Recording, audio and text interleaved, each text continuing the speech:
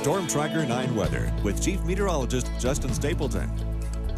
Storm Tracker starting to show some cumulus buildup, some thunderstorms starting to fire as well. A live shot on top of Willamette Pass, basically showing the same thing, just in a much prettier picture, that's for sure.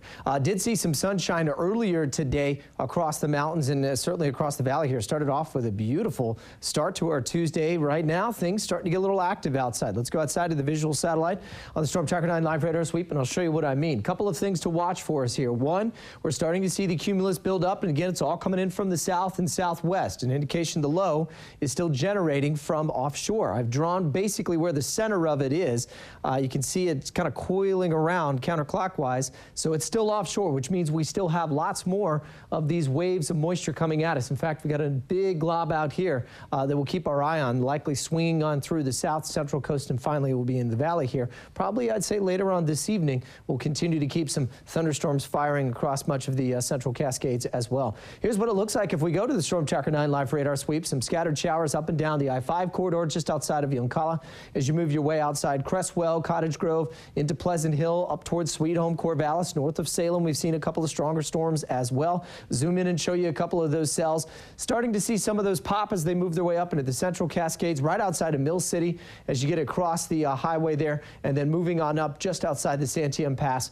So again, there is going to be some activity throughout the rest of the afternoon and evening. Overall, same story as yesterday, some stronger storms back off just north of Pendleton and LeGrand, and then also look off towards northern Montana over on the western side of Great Falls. There's some pretty good looking thunderstorms. So the low will continue to slowly shift inland overnight tonight and tomorrow. So this is meaning that we're going to likely see this forecast repeat not only just tonight, but as we head towards Wednesday's forecast as well. Temperatures probably will be just a bit cooler tomorrow because the center of the low, that refrigerated air that we talked about yesterday, will be right on top of us, and so that'll keep things a little cooler, but still not too bad outside right now. 65 in Corvallis and Eugene. We're in the upper 40s as you get on top of the Santiam Junction right now. 57 out in Bend, mid-60s in Roseburg, and even at the coast, a little cooler. We've seen some showers, and again, they'll continue to see the marine layer hang there most of the day and night tonight. So the low is slowly going to be moving inland, moving right across the northern end of the state. So that'll go right over top of Portland,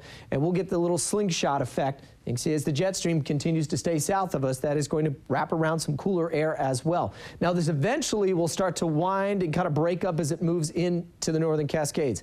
But there's a chance. Computer models for the last couple of days have been redeveloping a low, swinging it north of Seattle, and then trying to backdoor some showers in Thursday night into Friday's forecast. I'm going to watch that trend. Right now, it does look like we'll start to see those showers break up as we head in towards late week, a la Friday. But if that gets a little stronger, I'm going to put them back in our forecast. Either way, though, as we get going in towards Saturday, which will be the second day of summer officially, looks like we've got a much sunnier and great start to our weekend forecast. So we'll go around 60 degrees to upper 50s near Newport. Scattered showers at the coast tomorrow. Same deal on Thursday, and then I think we'll keep a slight mention of them on Friday. I'm just not convinced that they'll be out of the forecast just yet. Saturday's great looking day along the coast, and then as we go to next week, we've got what appears to be a big storm coming at us Monday and Tuesday for this time of year. Scattered showers tomorrow in the Umpqua. We'll see those become more isolated by Thursday, pretty much gone by Friday, and then a toasty weekend forecast in the low 80s. Cascade showers, a couple of thunderstorms will pop again tomorrow as well. Mid-40s there, upper 50s in Bend and Redmond. Scattered showers with an isolated thunderstorm not out of the question. Should be a sunnier and warmer forecast in the 70s by the weekend. And scattered showers for us here in the valley, guys.